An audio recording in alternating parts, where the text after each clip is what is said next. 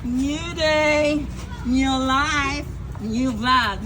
Look at new happiness of this homeless guy. So, good morning guys. Today is January 7, 2026 and birthday karon ni Kanyada. Happy birthday Kanyada. Thank you, sir. Then, human akong pakaon. Kanyada nga moro yung videographer na ko.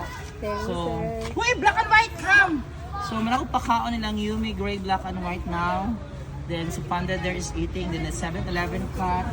Katong dito sa office, nagyanan ako, nagpalit kong kinilo kay wala na ko'y cat food. Sana na ay maluoy, muhatag na po kwarta. Papalit ang cat food. Ito na si Yomi, presenting. Ay, darang talawan. Ay, dagdagan sa nakuday. Ganahan sila sa... So, gilamian sila ng bago nilang cat food ay... Parang nasasarapan sila. But their favorite is cat food.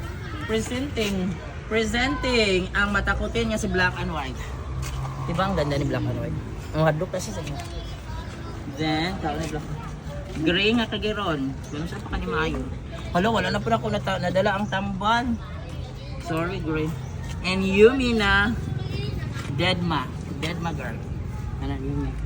Sabi din na kayo magpanta. Tanawa, mahadlok ang iring ni mo. Then, there is si Panda. Pakita ng Panda. Sabi mo ba? Panda is mabait. Ito na yung pinakamabait na panda, Kiko. The Bully King ni Gray. Kalaban ni Gray. Dako kayo no? Behave kinig dagway.